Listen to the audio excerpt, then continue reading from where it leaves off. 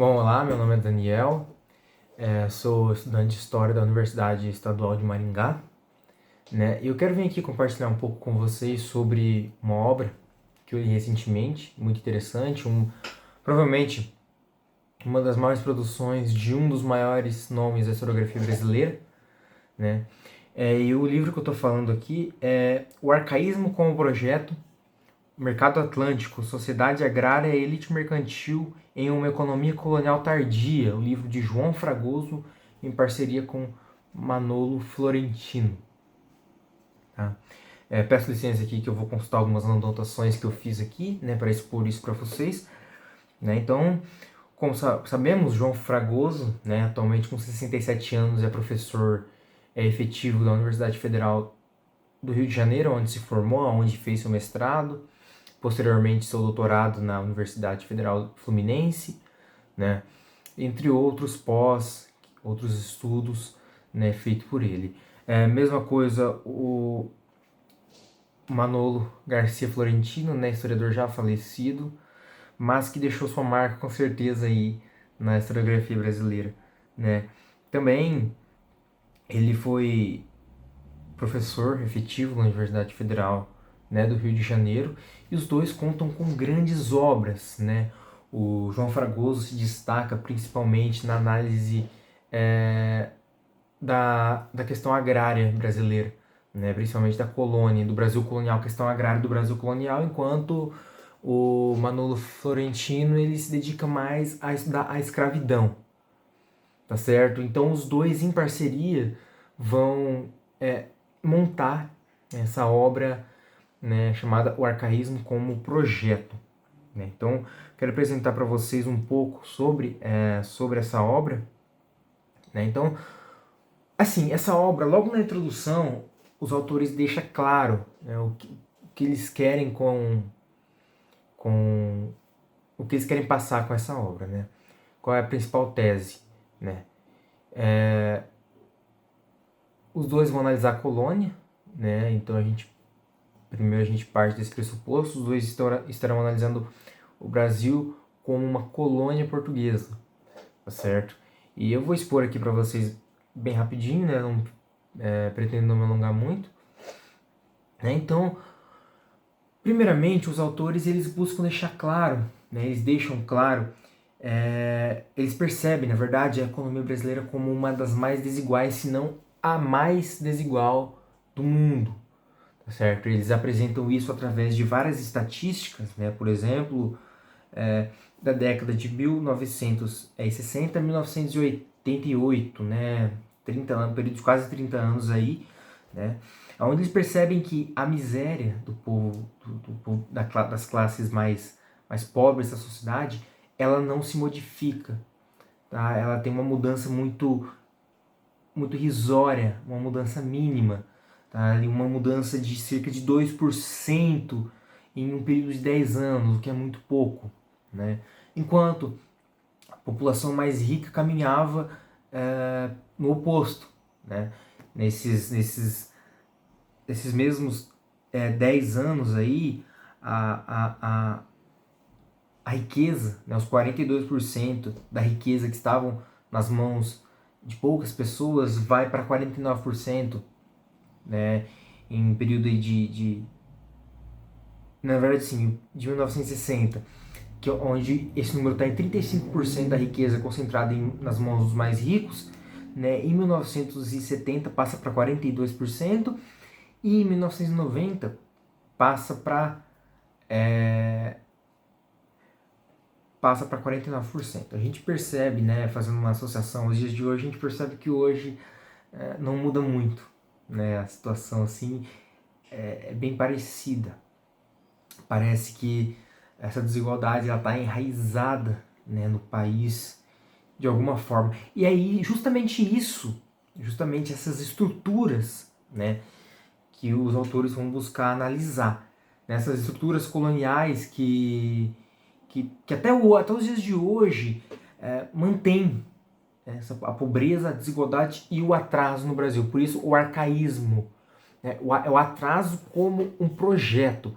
Ou seja, o que ele vai dizer, a principal tese do livro é que O arcaísmo na sociedade brasileira não existe por acaso, mas por desígnio. Então, o arcaísmo da sociedade brasileira, né, trata-se de uma estratégia defensiva das elites brasileiras que, além de impedir mutações sociais relevantes, tem por objetivo deshistoricizar a sociedade brasileira, de modo que mumifique o desenvolvimento da estrutura social brasileira. Pessoal, olha a força dessa tese, né? De que, na verdade, a pobreza aqui, essa desigualdade, o arcaísmo, o atraso, ele é designado, tá? Ele não acontece por acaso, ele é designado, tá? E essas estruturas, né, que ele vai dizer que congela as barreiras sociais, elas são reforçadas pela parcela da sociedade que detém uma maior concentração de riqueza em mãos, né? Então eles criam esse projeto que conserva a sociedade, né, em seu estado arcaico e de status e valores inabaláveis, imutáveis, tá certo? Então é principalmente isso que eles vão buscar nessa obra, tá? Mas eles buscam, né, ao passo de Mark Bloch, né, que mostra que através do passado poderíamos compreender o presente, da mesma forma, os autores, né, o Fragoso e o Florentino, eles vão buscar entender a persistente desigualdade brasileira por meio de ligações, né, com a nossa história colonial tardia, nos séculos XVIII, né, e XIX, tá certo?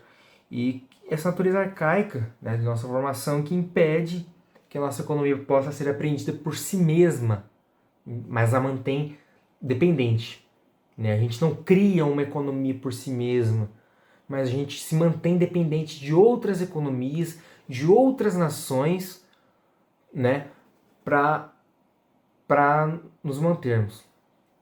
Tá certo? A economia brasileira, ela tem ainda, até hoje, esse atraso, né, essa característica de uma economia exportadora, né, que carece de mão de obra, tá certo? De manufaturas, carece de manufaturas, né?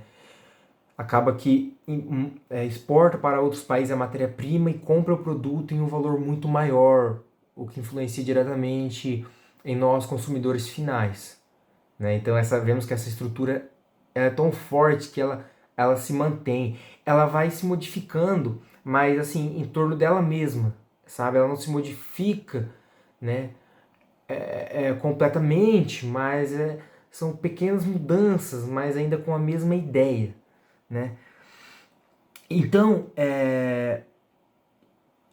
eles vão propor a todo tempo a reflexão de que a reprodução do sistema econômico se imbricava na contínua reiteração, né, de uma hierarquia social fortemente excludente, né?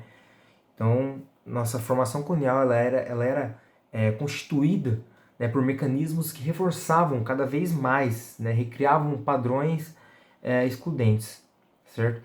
E aí, para trilhar essa perspectiva, eles vão buscar olhar para a metrópole portuguesa, né, que é o que pode explicar esse fato, né?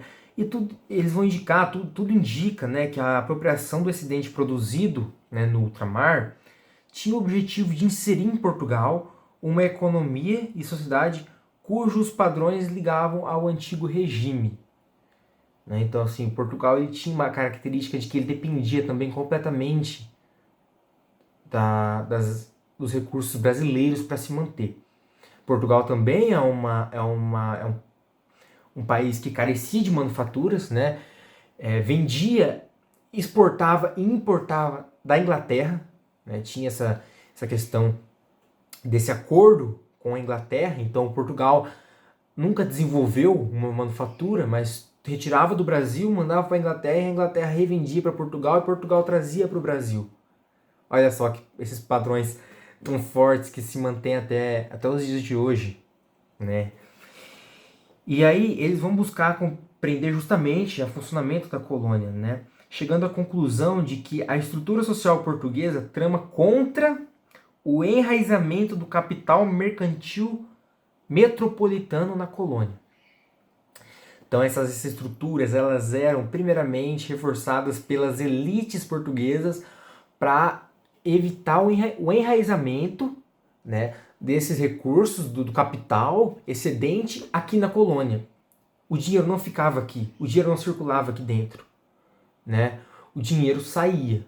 O dinheiro assim, em modo de falar, né? Assim, a gente sabe, não existia ainda a moeda corrente, né? Principalmente aqui na colônia. Então, assim, os recursos, né? O capital produzido aqui, ele não ficava aqui, ele saía, né? Então, o país ele não desenvolvia, simplesmente ele não desenvolvia porque ele não tinha recursos para isso, né? Você não tinha homens dispostos a estarem aqui, a investir, né, numa colônia dessa maneira, tá certo? Então, esse mercado, né, tá atrelado, inclusive, à produção colonial escravista, né, marcado por uma frágil divisão de trabalho, né, e uma débil circulação de numerários, olha aí, né, numerários são o que seria dinheiro, né, uma pobre circulação, né, e automaticamente nós estaríamos subordinados àqueles que detinham o capital mercantil residente, ou seja, as nações para que iam o capital, a Inglaterra, Portugal, né, as principais potências europeias do período, tá certo? E aí eles vão buscar olhar para o que nos mantém diante dessa reiteração, né? Eles percebem, além dessa questão da metrópole, né, que as elites, né, elas necessitavam de recursos, né, elas necessitavam de incorporações de fatores econômicos que representavam custos socialmente reduzidos, né? Então elas buscavam atividades aqui com custo reduzido, né, para que tivesse mais lucratividade e menos investimento, tá certo? E aí, na base dessa incorporação estavam as fronteiras abertas às produções não capitalistas, o que seria o tráfico africano, tá certo? O tráfico de escravos, né, no qual se integra, né, o tráfico atlântico de escravos, alimentados pelo vínculo com a estrutura da produção de desigualdade na África. Olha só, a desigualdade na África, eles se aproveitavam da desigualdade na África para trazer esses escravos e aí através, né, dessa mão de obra barata, através desses lucros, manterem a colônia também no mesmo nível de desigualdade. Por quê? Porque os negociantes, né, esses grandes negociantes, eles monopolizavam as atividades mais rentáveis, né, principalmente no que se refere ao tráfico negreiro, né, nas mãos deles, né, então as atividades mais rentáveis ficavam na mão de poucos, né, da grande elite, enquanto o direcionamento, né, de atividades menos rentáveis era feito a outros homens comuns, né, como ele vai colocar aí a exemplo da agricultura, da própria agricultura, né, e isso vai resultar no crescimento da elite mercantil, né, que transformava a acumulação gerada, em terras, homens, imóveis, e o empobrecimento das camadas subalternas livres, que tinham acesso somente a recursos em si mais baratos, né, e na sua própria mão de obra, né? Então, portanto, constituía-se ali, né, uma economia colonial tardia e arcaica por estar fundada na reestruturação da hierarquia excludente. Bom, pessoal, espero que eu tenha contribuído aí um pouco com o conhecimento de vocês, né? E que esse livro tenha sido, esse comentário desse livro tenha sido proveitoso, né? Assim como foi para mim a leitura.